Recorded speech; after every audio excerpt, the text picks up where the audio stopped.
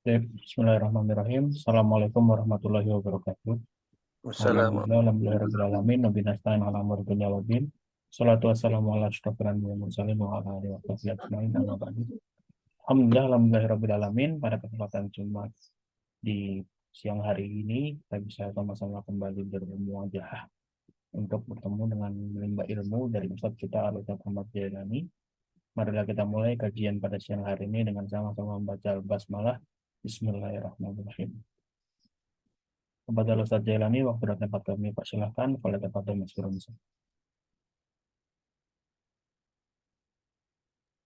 Bismillahirrahmanirrahim. Alhamdulillahirabbil alamin wassalatu wassalamu ala asrafil anbiya'i wal mursalin wa ala alihi wa ashabihi ajmain. Rabbi israh li sadri wa yassir li amri wahlul 'uqdatam min lisani yafqahu qawli. Shadaqallahul adzim. Allahumma inni a'udzubika an adilla aw dhalla wa azila aw uzalla aw azlima aw zalama aw ajhala yujhala alayya. Ikhwani wa akhwati rahimakumullah. Alhamdulillah, pada pagi ini kita mulai kembali kajian kita dan kita lanjutkan eh, membahas tentang syarat-syarat sholat ya dari kitab eh, Kaifatus Sholli. Tapi sebelumnya kita masuk dulu syarat-syarat sholat yang kemarin sudah kita bahas dari kitab lain yaitu kitab Ibanatul Ahkam. Kemarin kita sudah membahas 6 syarat sholat ya. Baik, sekarang kita lanjutkan dari hadis berikutnya bahwa hadis ini berasal dari Aisyah wa an Aisyah radhiyallahu anhuma wa radhiyallahu anha qalat kana Rasulullah sallallahu alaihi wasallam yaghsilul maniyya thumma yakhruju ila salati fi dhalika thawb wa na'uduru ila atharil ghusli fihi. Muttafaqun alaihi. Wa li Muslim laqad kuntu afruquhu min thawbi Rasulillah sallallahu alaihi wasallam farkan fayusalli fihi wa fi lafdhin lahu laqad kuntu ahukkuhu yabisan bidhufuri min thawbi.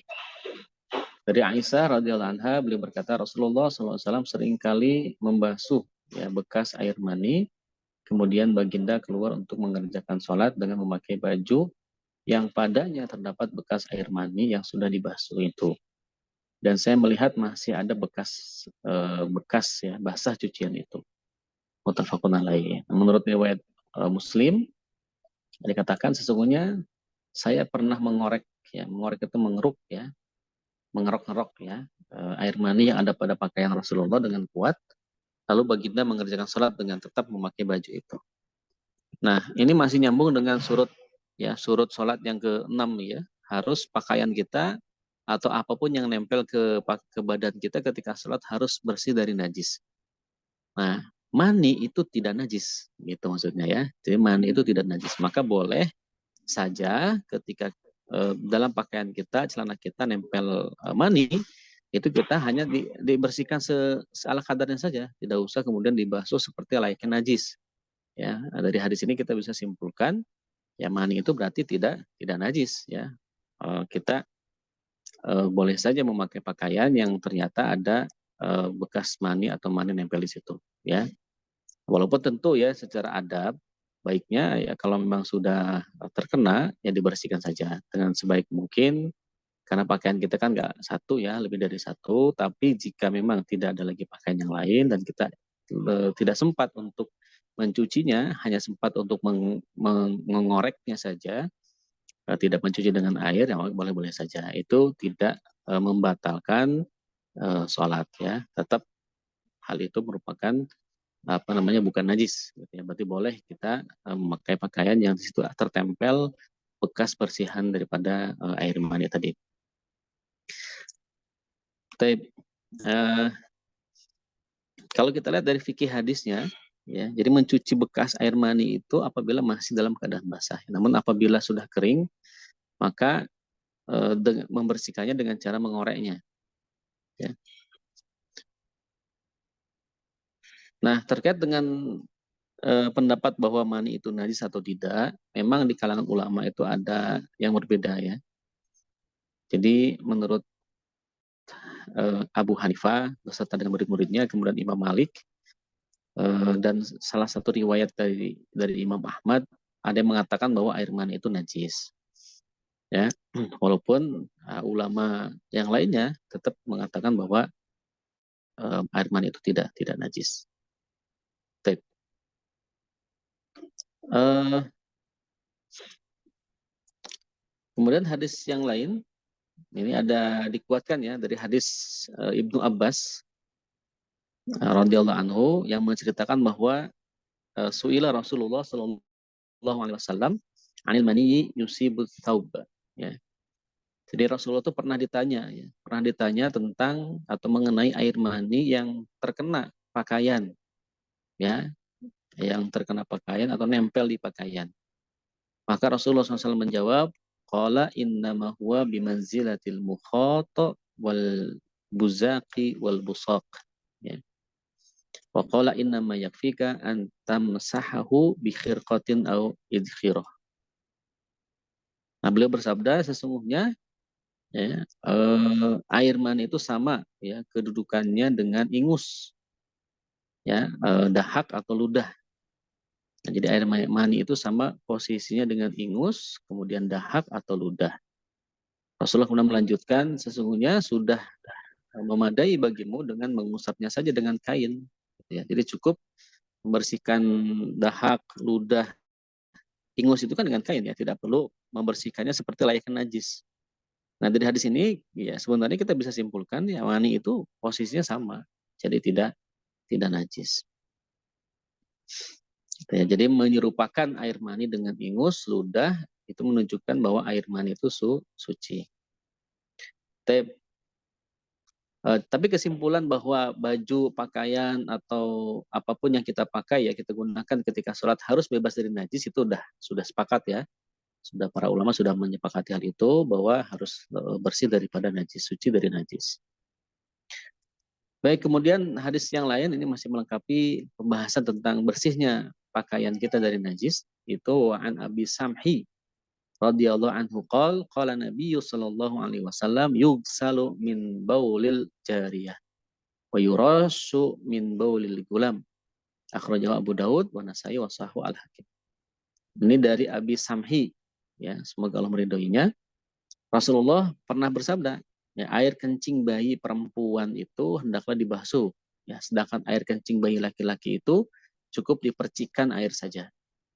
Nah, jadi kalaulah misalkan pakaian kita terkena air kencing bayi perempuan, ya, maka baju kita itu harus dibasuh dulu dengan air, ya, kemudian keringkan baru bisa kita pakai untuk sholat. Nah, tapi untuk air kencing laki-laki cukup dipercikan saja, ya, cukup dipercikan, lalu kemudian bisa langsung dipakai untuk sholat. Nah, itu bedanya. Ya. Memang ya dalam hadis ini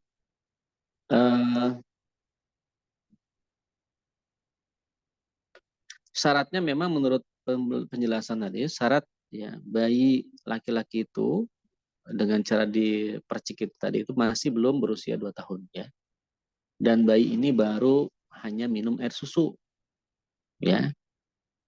Kalau bayinya sudah makan macam-macam ya tentu itu sudah najis ya. Tapi kalau bayinya itu baru atau belum berusia 2 tahun, kemudian hanya minum susu ya atau ASI gitu ya, maka ini bisa dipercikan cara mensucikan air kencingnya. Tapi jika sudah lebih dari itu, tentu itu sudah masuk ke dalam najis. Ya. Nah, berbeda dengan bayi laki-laki, nah bayi perempuan itu memang cara mensucikannya dengan membasuh. Kenapa? Karena najisnya dianggap lebih berat daripada najis air kencing bayi laki-laki. Ya. Nah, jadi bayi atau air kencing bayi perempuan itu disebutnya najis yang berat, ya, mogholadhah gitu ya, dibandingkan dengan bayi air kencing laki-laki.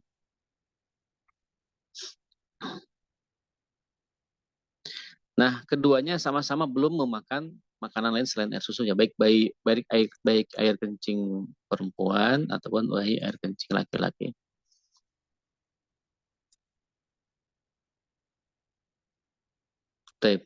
Nah, lalu kenapa dibedakan? Ini tentu sifatnya ke tauqifiyah. Tauqifiyah itu kan ini ketetapan syariat, ya tugas kita ya hanya mentaati saja, gitu ya. Tidak perlu dicari-cari alasannya kenapa kok bayi perempuan air kencingnya dibedakan, gitu ya, atau disebut lebih berat dibandingkan air kencing laki-laki. Ini sifatnya dalam masalah ibadah itu tidak ada ilat, gitu ya. Jadi kita terima sebagai bukti ketundukan kita kepada Allah dan juga kepada syariat Allah Subhanahu wa taala, ini diturunkan kepada Nabi Muhammad Shallallahu alaihi wasallam. Jadi tidak ada ilatnya, tidak ada apa namanya alasannya kenapa kok bayi air kencing bayi laki-laki berbeda dengan air kencing bayi perempuan, gitu ya. Masih berkaitan dengan pakaian ya. Ini dari Wa'an Asma binti Abi Bakrin radhiyallahu anhuma anna Nabiy sallallahu alaihi wasallam qol fi damil haidhi yusibu thawb tahuttuhu summa takrusuhu bil ma summa tandahuhu summa tusalli fihi, muttafaqun alaih. Ini dari Asma binti Abu Bakar As-Siddiq bahwa Nabi pernah bersabda ya, berkaitan dengan darah haid yang terkena pakaian. Rasulullah SAW berkata, hendaklah kamu mengoreknya terlebih dahulu, lalu kamu kucek dengan air. Setelah itu kamu siram dengan air dan barulah kamu boleh sholat dengan memakainya. Tidak ada 3 tahapan untuk membersihkan air, membersihkan kain yang terkena darah haid. Yang pertama dikorek, ya dibersihkan dari darahnya. Maksudnya dipisahkan darah yang nempel ke pakaian tersebut, ya dari pakaian. Ya kan, kadang-kadang darahnya banyak, ya kan, berarti harus dipisahkan dulu. Baru kemudian dikucek ya dengan air, dikocorkan di apa namanya dibasuh dengan air yang mengalir, ya baik dengan kucuran atau dengan siraman gayung misalkan. Nah, dikucek sampai kemudian pakaian itu hilang daripada darah gitu ya. Nah, baru kemudian siram sampai bersih. Nah, baru setelah itu kita bisa pakai pakaiannya untuk sholat. Ya, tentu dikeringkan dulu ya. Kalau dipakai basah-basah sih, kalau memang tidak ada lagi pakaian yang lain, sedangkan waktu sholat sudah tiba, khawatir terakhir atau khawatir berakhir waktu sholatnya, ya boleh saja kita sholat dengan pakaian yang basah, gitu ya. Selama selama tidak mengandung najis dan menutupi aurat. Karena menunaikan sholat di waktunya itu kan sampai ke akhir ya, ke akhir waktu sholat. Jadi yang dimaksud dengan as-sholatu ala waktiha itu ya sholat tepat pada waktunya, baik dimulai dari waktu sholat sampai ke akhir sholat. Ya, jadi beda antara sholat tepat waktu dengan sholat awal waktu, gitu ya. Kalau awal waktu berarti kan di awal. Ya. Kalau tepat waktu ya di akhir sholat, selama masih di waktu sholat ya berarti masih dikatakan tepat waktu. Gitu ya. Yang dimaksud dengan akhir itu berarti sudah selesai sholatnya baru kita sholat. Ya, sudah selesai waktu sholatnya baru kita sholat. Maka itu yang tidak boleh gitu ya, karena sudah di luar dari pada waktu sholat tersebut. Nah, jadi tidak boleh juga kita kemudian mencela ya orang-orang yang mungkin karena ada aktivitas yang lain, kemudian dia sholatnya itu di tengah waktu misalkan ya, atau apa namanya masih di waktunya tapi sudah mau akhir. Yang tidak boleh itu kan sholat tergesa-gesa di akhir waktu, seperti layaknya kita seperti halnya burung yang mematuk apa namanya makanan ya, itu kan buru-buru tuh sholatnya sehingga tidak khusyuk gitu ya. Jadi tetap pakaian yang terkena najis, terkena haid itu berarti najis ya, harus dibersihkan dulu baru bisa dipakai untuk sholat. Tapi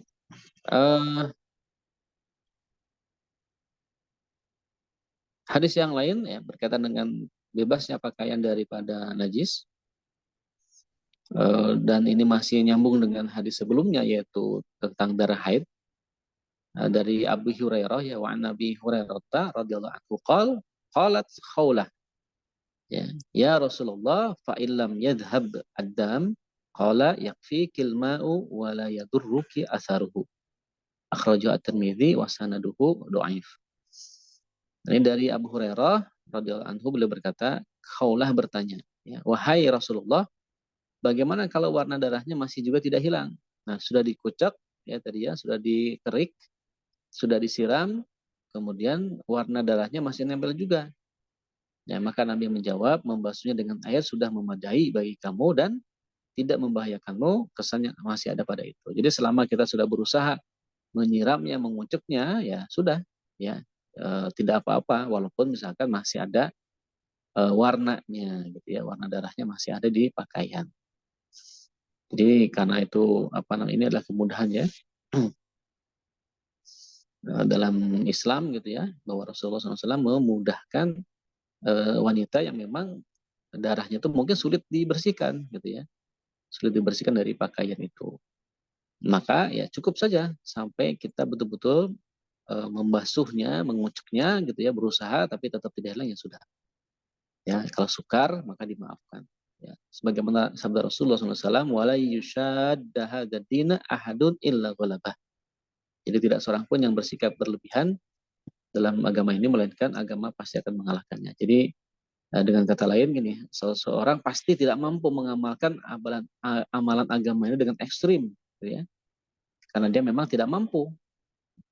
Jadi kalau memang tidak mampu ya sudah, tidak mesti kemudian kita saklek harus gitu ya, sampai bersih banget gitu ya. Nah, ini sudah ada tuntunan dari Rasulullah. Kalau memang sudah berusaha ya sudah, ya kita sudah melakukan kewajiban kita gitu. Nah, ini adalah salah satu kemudahan dalam Islam. Tapi hadis yang lain bahwa eh, itu ya apa namanya, surut-surut apa syarat-syarat sholat ya, sampai ke poin tentang bersihnya atau sucinya pakaian yang dipakai oleh kita ya. Nah, lalu berikutnya tentang wudhu ya. Anda sudah tadi ya tentang syarat sholat, kita masuk ke pembahasan berikutnya yaitu tentang wudhu. Tentu wudhu ini menjadi bagian yang tidak terpisahkan dari sholat gitu ya. Sholat tidak sah kalau kita tidak berwudhu ya, atau tayamum ketika tidak mendapatkan air. Nah, terkait dengan wudhu, Rasulullah SAW pernah bersabda dari Abi Hurairah ya. An Abi Hurairah radhiyallahu anhu an Rasulillah sallallahu alaihi wasallam qala laula an asyqa ala ummati la amartuhum bisiwaki ma'a kulli wudu. Ya akhrajahu Malik wa Ahmad wa Nasa'i wa sahahu Ibnu Huzaimah wa dzakarahu Al-Bukhari ta'liqan.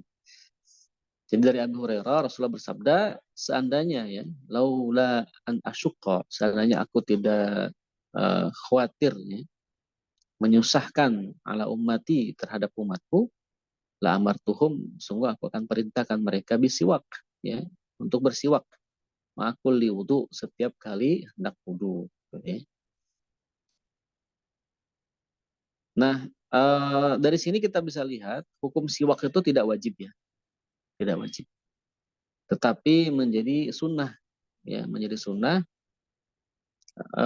umatnya, kepada umatnya, bahwa sebelum sholat atau ketika berwudu ya, salah satu kesunahan itu adalah kita bersiwak ya. Kenapa? Karena siwak ini ternyata mengandung sekali ini hikmahnya ya, bukan alasan kenapa harus siwak ya, tapi hikmah daripada siwak itu sendiri. Nah, gitu. Jadi bisa menghilangkan bau mulut, gitu kan, kemudian membuat mulut lebih wangi, ya, kemudian gusinya kuat, dan ketika kita bermunajat kepada Allah, berdoa kepada Allah, tentu kita lebih powerful gitu ya. Kenapa? Kita kondisinya mulut kita sedang bersih gitu ya, sedang bersih, dan apalagi kemudian kita sedang ibadah, ya, sedang sholat itu. Nah, menurut di kitab ibadah ini disampaikan bahwa malah justru ketika kita sholat kemudian gigi kita bersih, itu sama dengan kita memuliakan ibadah dan menghormati malaikat yang ada di hadapannya gitu ya. Ya kebayang ya kalau mulutnya bau, mungkin malaikat pingsan kali ya mencium walaupun kita tidak tahu ya. Jadi maksudnya dengan siwak ini eh, ya menjadi tampak sempurna ya ketika kita bermunajat, berzikir, membaca surat Al-Qur'an gitu ya. Apa namanya, ya melakukan semua aktivitas bacaan dalam sholat itu menjadi lebih lebih powerful, lebih sempurna gitu ya. Nah, selain itu siwak juga bisa menjadikan gigi lebih bersih ya, nampak putih bersinar. Eh, Bahkan Nabi Shallallahu Alaihi Wasallam menempatkan ya kesunahan atau hukum sunat bersiwak ini ketika hendak wudhu, kemudian ketika hendak sholat, ketika hendak membaca Al-Quran, ya, ketika bangun tidur, ya, dan ketika mulut kita sedang tidak sedap. Nah, jadi itu beberapa waktu ya yang disunahkan untuk bersiwak. Ya. Pertama hendak wudhu, kemudian hendak sholat, hendak baca Al-Quran, bangun tidur, ya, dan ketika mulut sedang tidak sedap.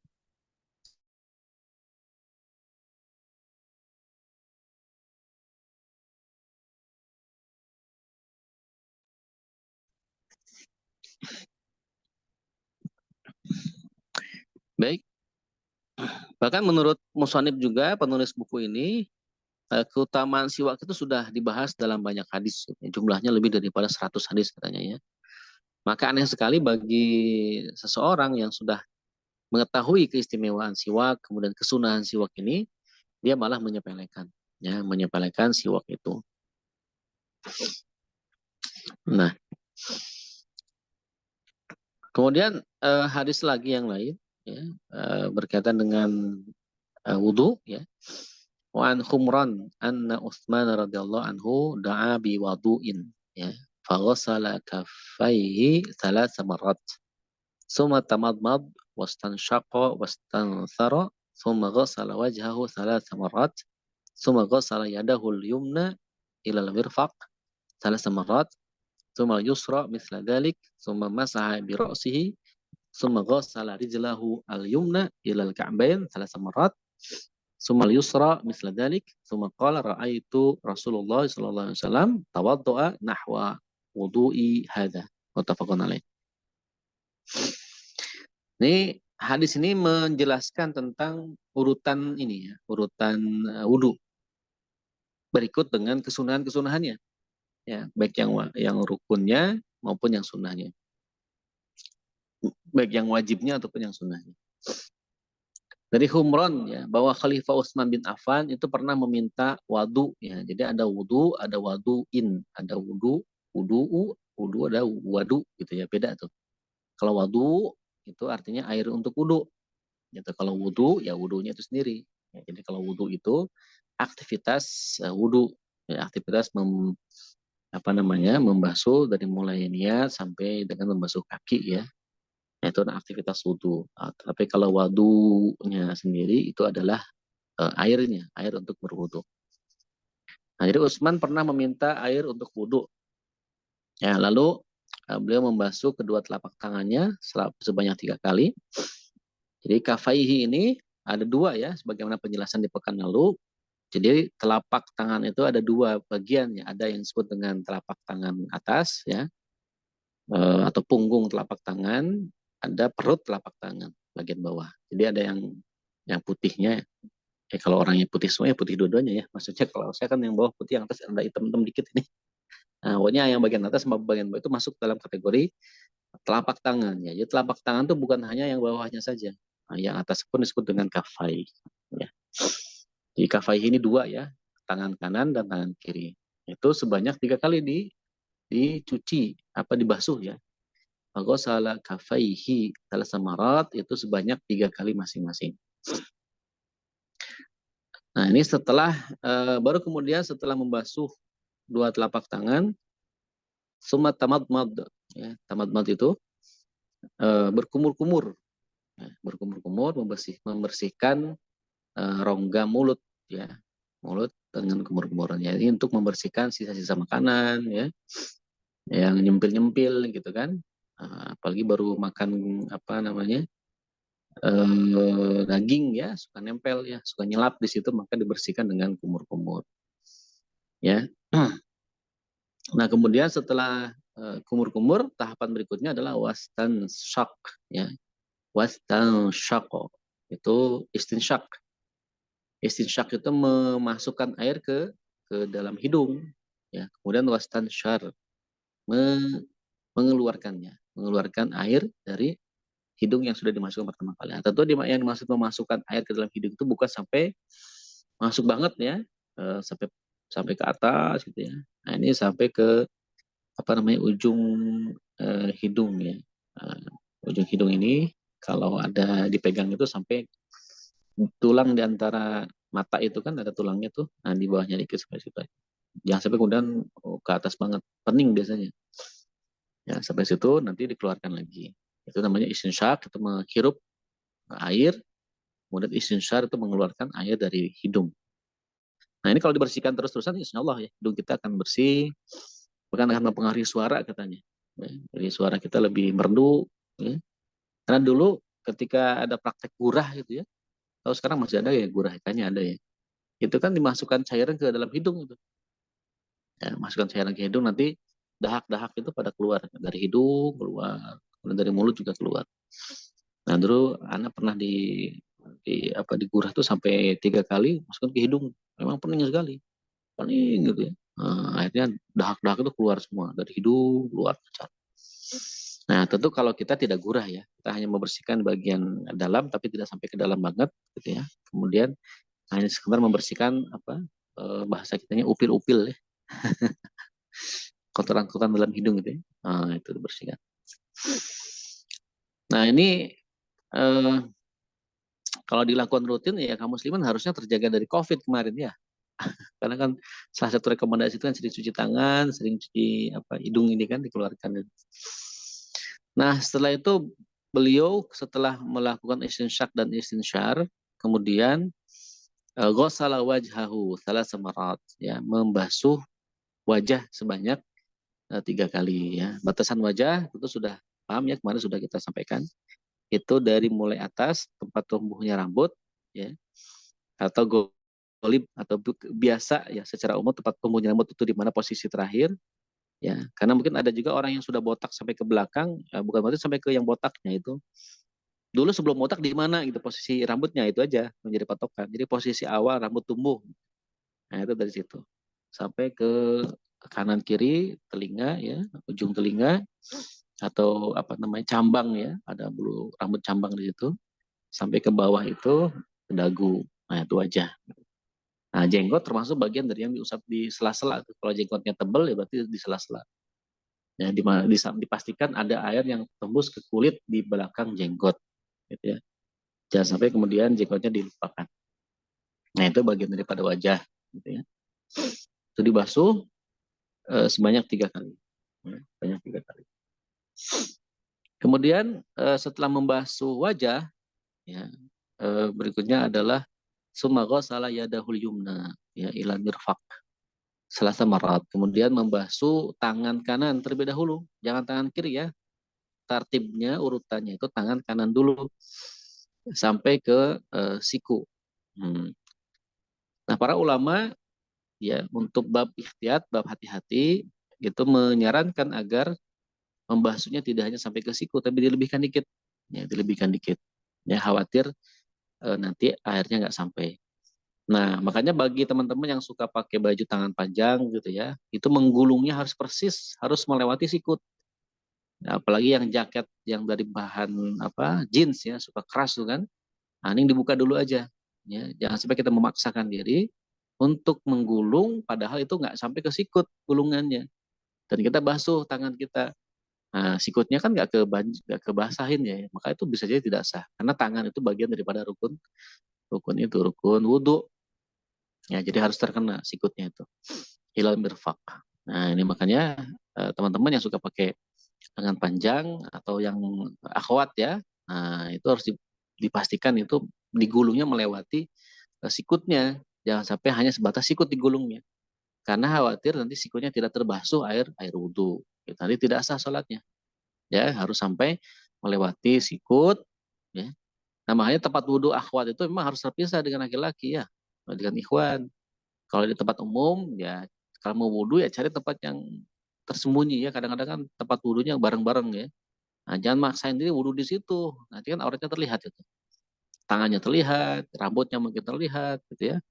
Nah, alangkah baiknya ya kalau memang tidak ada tempat untuk wudhu lagi selain di situ, masuk ke kamar mandi aja, toilet ya, wudhu di dalam misalkan. Nah, biar tertutup auratnya. Kalau yang bagus itu tempat wudhunya terpisah. Nah, ini kan di beberapa, terutama pusat perbelanjaan itu, kadang atau terminal gitu ya, digabung ya, laki-laki sama perempuan itu tuh menyulitkan. Nah, bagusnya ya cari tempat yang tertutup ya. Kemudian tsummal yusra, kemudian yang kiri sama seperti yang kanan tadi. Tsumma masaha bi ra'sihi. ya, kemudian membasuh kepala, ya, mengusap ya, bukan membasuh. Kalau tadi gosala ini masaha, mengusap, ya, mengusap kepalanya. Nah, emang ada tiga ya, ada yang mengatakan seluruh kepala, ya, depan sampai ke belakang, kemudian balik lagi ke depan. Ada yang mengatakan sebagian kepala. Ya dua-duanya boleh, ya terserah. Mau sebagian kek, mau semuanya silakan. Nah ini apa namanya, dua-duanya punya landasan dan dua-duanya punya contoh dari Rasulullah Shallallahu Alaihi Wasallam. Kalau di kitab Hifatus Sholi karena dikumpulkan beberapa riwayat tentang cara-cara wudhu, ya kesimpulan beliau ya ambil yang mana saja, gitu. Karena praktek-praktek itu juga sudah dilakukan oleh Rasulullah. Jadi kita tidak menyalahi, insya Allah. Ya, jadi yang mana saja. Kemudian summa ghasala rijlahul yumna ilal ka'bain. Nah, baru kemudian membasuh kaki yang sebelah kanan sampai ke mata kaki. Ini juga harus dipastikan ya, kaki kita itu dibasuh secara sempurna ya. Sela-sela jarinya gitu ya. Kemudian mata kakinya gitu. Ya, terutama yang pakai gamis gitu kan, dilipat dulu gamisnya ya. Digulung atau dilipat. Kalau yang ikhwan tuh biasanya diangkat dulu ya. Gamis kalau diangkat kemudian diikat di atas. Ya. Nah, biar gampang untuk membasuh kaki ya ketika wudhu. Kemudian ini juga sama 3 kali ya. Kemudian yang kiri juga sama, sumal yusra misla dalik ya, sumakal. Nah, kemudian Utsman bin Affan mengatakan raaitu Rasulullah sallallahu alaihi wasallam tawaddoa nahwa wudu'i hadza. Bahwa Rasulullah pernah melihat Utsman bin Affan pernah melihat Nabi berwudu seperti ini ya. Berwudu seperti wuduki ini ya. Berwudu seperti wuduku yang ini. Ya, jadi Utsman berarti mengajarkan umat Islam dengan cara praktek, ya, dengan mempraktekkan apa yang diajarkan oleh Utsman. Ya. Nah, Utsman mengatakan bahwa aku melihat Rasul wudhunya seperti itu. Nah itu ya urutan wudhu, dan itu urutan ya memang belum dilengkapi dengan niat ya. Tentu yang pertama itu adalah niat. Ya. Niat wudhu itu di dalam hati ya. Kemudian terakhir baca doa. Membaca doa belum dimasukkan. Wa'an Ali radhiyallahu anhu, hadis berikutnya, fi sifati wudu'i Nabi sallallahu alaihi wasallam, qala wa masaha bi ra'si wahidatan. Nah, ini dia. Nah, ini dalam hadis Ali, ya Nabi itu senantiasa mengusap kepala itu 1 kali. Ya. Di sini juga sama ya. Di hadis Utsman tadi juga sama, ya, bahwa Utsman menyebutkan yang mengusap kepala hanya sekali. Tidak disebutkan salah samarat seperti halnya anggota yang lain. Ya, beliau langsung saja ya wa masahara sahu gitu ya. Summa masah bi ra'sihi, sudah tidak ada keterangan salah samarat dan sebagainya. Jadi berarti memang hanya sekali mengusap kepala itu. Ya. Ini dikuatkan dengan hadis Ali radhiyallahu anhu ya tentang bagaimana Rasulullah berwudu, beliau kemudian di akhirnya yang dikutip oleh penulis kitab ini adalah baginda atau Nabi mengusap kepalanya hanya 1 kali.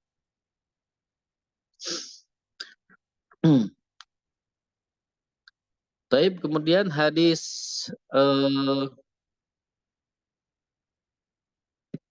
Bukhari Muslim ya. Sambungan dari hadis yang di atas.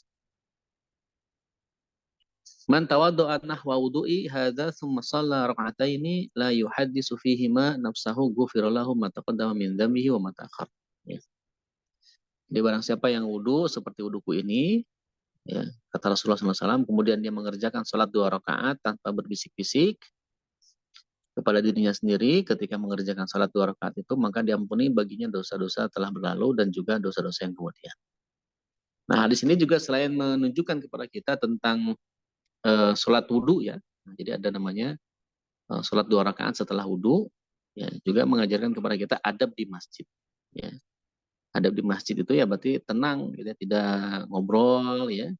Walaupun misalkan kita sedang menunggu waktu iqomah, sudah azan, kemudian nunggu iqomah ya baiknya kita isi dengan zikir pribadi saja, tidak ngobrol ya. Ini kan tidak berbisik-bisik, ya. Baik pada dirinya ataupun juga kepada orang lain. Baru kemudian dia sholat wudhu ya setelah wudhu. Hadis yang lain ini masih berkaitan dengan wudhu ya. Wa an Ubaidillah ibni Zabid Abdullah wa an Ubaidillah ibni Zaid ibni Asim radhiyallahu anhu fi sifatil wudu'i qala wa masaha Rasulullah sallallahu alaihi wasallam bi ra'sihi fa aqbala bi yadayhi wa adbar. Ya, muttafaqun alaih. Wa fil lafdhi lahumma bada'a bi muqaddami ra'sihi hatta dhahaba bihima ila qafahu thumma raddahuma ila makanil ladzi bada'a minhu. Nah, ini tata cara mengusap kepala. Jadi dari Ubaidillah bin Zaid bin Asim ya, Rasulullah itu mengusap kepalanya dengan melewatkan kedua telapak tangannya ke hadapan ya, dan melewatkannya pula ke belakang. Jadi mengusapnya itu dari belakang ke depan, kemudian dari depan ke belakang. Nah, ini hadis dari Ubaidillah bin Zaid. Nah, tapi ada riwayat lain dari Bukhari Muslim. Ya, ini walaupun sama-sama menurut muttafaqun alaih nih, ya. Jadi kalau menurut hadis yang lain, justru Rasulullah itu mengusap kepalanya dari depan ke belakang, belakang ke depan. Nah, jadi usap dari depan ke belakang, kemudian balik lagi. Ya, kalau yang pertama tadi dari belakang ke depan, kemudian bisa ke belakang. Artinya, kalau menurut di kitab Kaifatus Sholi sama saja, silakan mau ya pakai yang mana aja. Mau dari depan ke belakang, mau belakang ke depan, lalu ke belakang, atau depan ke belakang lalu ke depan, terserah. Ya. Dan ini mengusap ya, mengusap itu beda dengan membasuh. Kalau membasuh kan dengan dikucurkan ke air ya, kepala kita. Nah ini cukup air itu ditempelkan di tangan saja. Ya, tangan kita masukkan ke air, ya nempel air kan di tangan tuh. Kita usapkan ke kepala kita, depan ke belakang lalu ke depan. Ya, bukan diguyur gitu kepala kita masukkan ke kocoran itu bukan bukan masah roksa itu. Bukan membasuh, mengusap ya, bukan mengusap kepala, tapi mengguyur, ya, mengguyur kepala itu karena kepanasan kali ya. Gitu. Baik. Dikit lagi ya. Dari Abdullah tentang masih mengusap kepala, kita tuntaskan mengusap kepala dulu karena memang ada ikhtilaf. An Abdullah bin Amrin radhiyallahu anhuma fi sifatil wudu'i qala summa masa sallallahu alaihi wasallam bi ra'sihi wa adkhala isba'aihi as-sabahataini fi udhunayhi wa masa bi ibhamaihi zahira udhunayhi akhrajahu Abu Daud wa Nasa'i wa sahih Ibnu Huzaimah. Kemudian Baginda mengusap kepalanya dan memasukkan masing-masing dari kedua jari telunjuknya ya ke dalam kedua telinganya dan mengusapkan masing-masing dari kedua ibu jarinya ke bagian luar daun telinganya. Nah, jadi kalau ini berarti barengan ya, setelah mengusap kepala lalu kemudian tangan kita kita memasukkan jari ya telunjuk kita ke mana ke telinga, kemudian membersihkan telinga luar dan telinga dalam dibersihkan oleh jari telunjuk. Nah, berarti barengan ya. Jadi satu air diambil oleh tangan kita itu digunakan untuk membasuh kepala dan telinga sekaligus. Nah, ini hadis dari Abdullah bin Amrin radhiyallahu anhu. Nah, bisa begitu ya boleh, bisa begitu juga bisa. Tapi ada riwayat lain yang mengatakan bahwa itu dua kali ya. Air pertama untuk kepala, air kedua untuk telinga secara terpisah. Nah, itu juga boleh ya. Boleh sekali air untuk satu kali air untuk kepala sama telinga atau kepala sendiri, telinga sendiri. Itu boleh silakan. Ya. Baik, ini keutamaan istinsar ya. Nah, ini nih. Jadi wa Nabi Hurairah radhiyallahu anhu qala Rasulullah sallallahu alaihi wasallam idza staiqadha ahadukum min manamihi falyastansir thalatha fa inna syaitana yabitu ala khushumihi. Nah, masyaallah ya. Jadi kalau kita bangun tidur itu hendaknya kita beristinsar. Ya, istinsar itu mengeluarkan air dari hidung. Berarti istinsar dulu dong, biar ada airnya kan. Kalau nggak istinsar, bagaimana mungkin air bisa masuk ke hidung. Berarti istinsar dulu, masukkan air ke dalam hidung, kemudian kita keluarkan. Nah, itu disunahkan ketika hendak bangun tidur. Kenapa? Karena sesungguhnya syaitan itu nginap di lubang hidung. Katanya. Nah, jadi ini hadis Rasulullah. Kita harus, ini muttafaqun alaih, ya, sahih ya. Nah, jadi memang setan-setan dong nginep di lubang hidung kita. Maka istinsyak dan istinsar itu menjadi solusi untuk menghilangkan mereka. Masya Allah. Selain menghilangkan kotoran secara zahir, juga menghilangkan kotoran secara batin. Tapi itu ya cukup insya Allah terkait dengan wudhu. Ya tadi sudah disampaikan urutannya.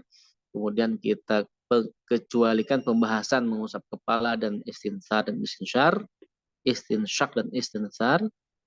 Nah, silakan mungkin bagi teman-teman ada yang mau ditanyakan atau didiskusikan. Barakallahu fikum. Baik, syukur Ustaz atas pemaparan materi pada siang hari ini. Berikut sudah ada beberapa pertanyaan. Ustaz. Yang pertama, Ustaz, kalau kencing binatang seperti kucing, apakah najis, Ustaz? Lalu yang kedua, seperti yang pembahasan siwak tadi, berarti yang dipahami pada umumnya bahwa sikat gigi sehari 2 kali sehari itu tidak sesuai syariat. Silakan dijawab, Ustaz. Ya, baik. Yang pertama ya, air kencing kucing ya tentu najis. Kencing binatang itu najis. Ya. Walaupun ada kemarin itu debat rame ya,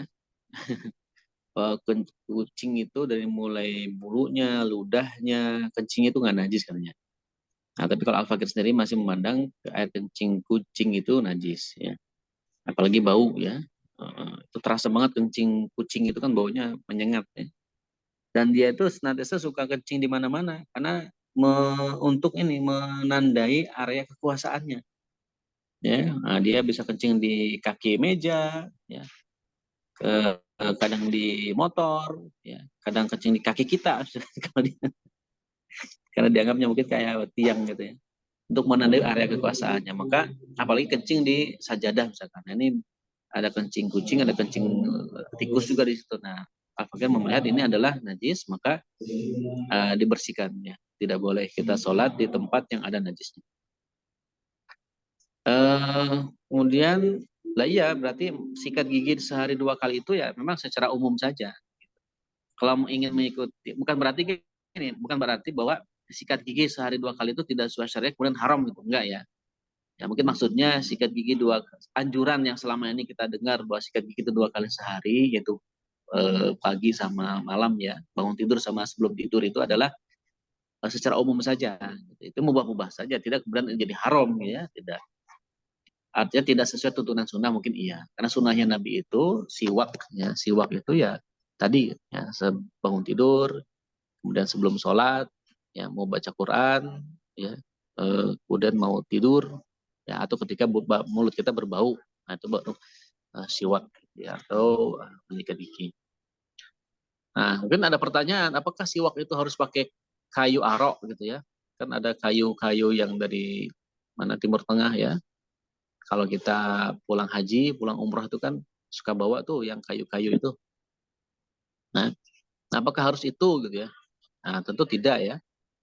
Nah, itu bisa saja dengan menggunakan pasta gigi atau sikat gigi yang ada saat ini. Gitu ya. Itu asal tidak mengandung bahan-bahan yang diharamkan ya.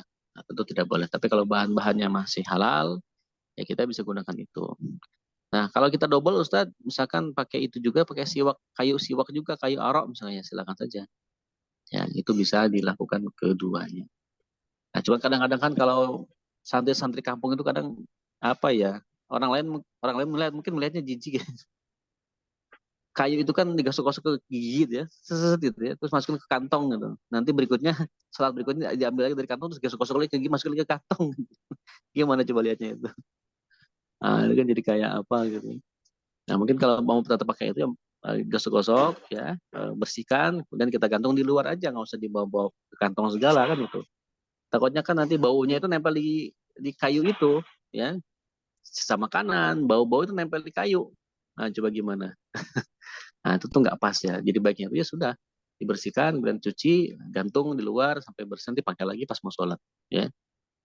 Kalau mau tetap menggunakan kayu arok tadi.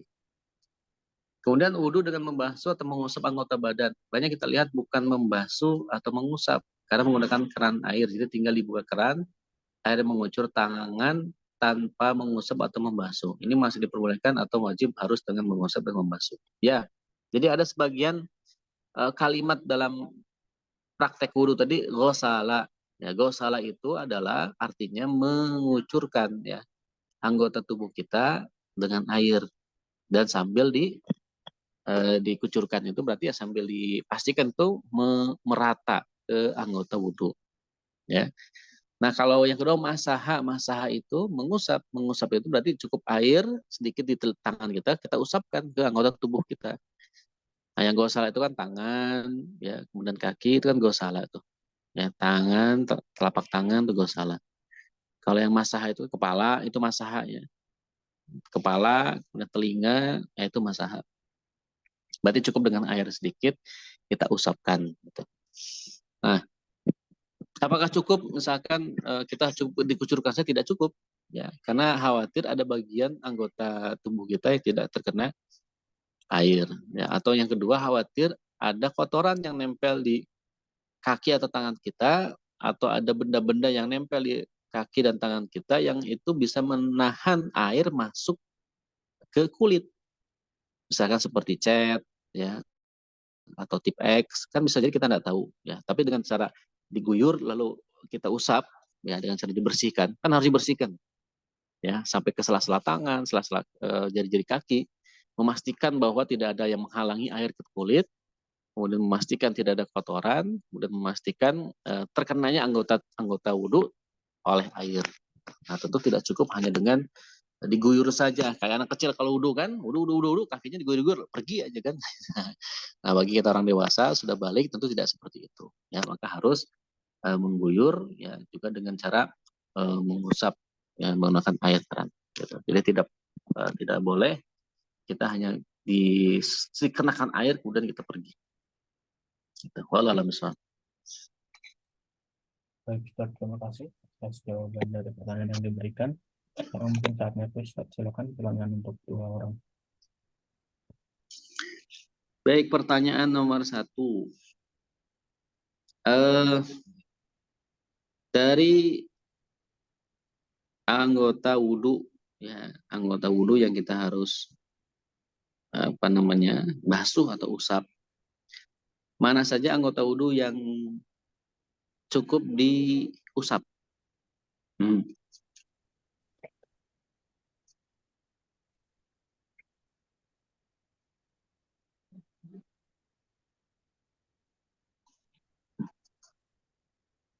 Ini ada Kang Isan, kepala Ustaz.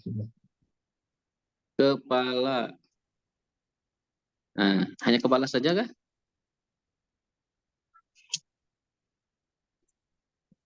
Ayo, tambahin Mang Isan. Satu lagi.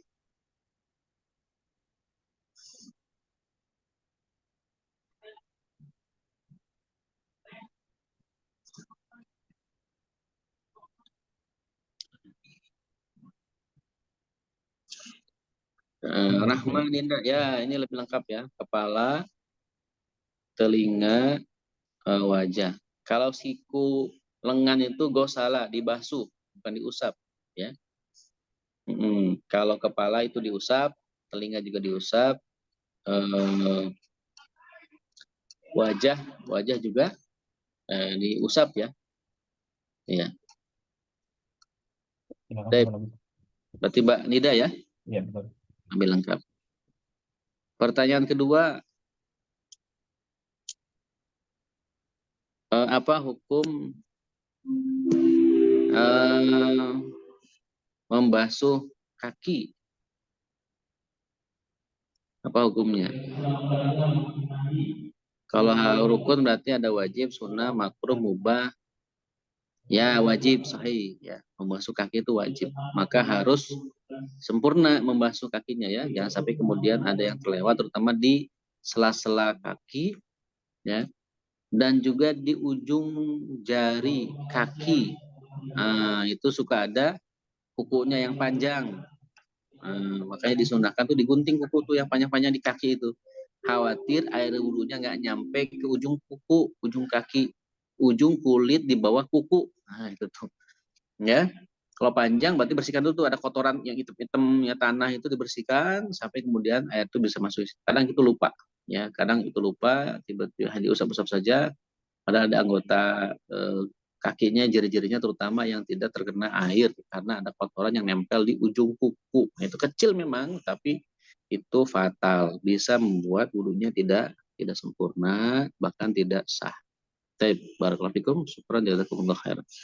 Baik, terima kasih Ustaz dan barakallah buat teman-teman yang bisa menjawab pertanyaan. Akhirnya sampai juga kita di penghujung kajian pada kesempatan siang hari ini. Marilah kita tutup kajian pada siang hari ini dengan baca alhamdulillah.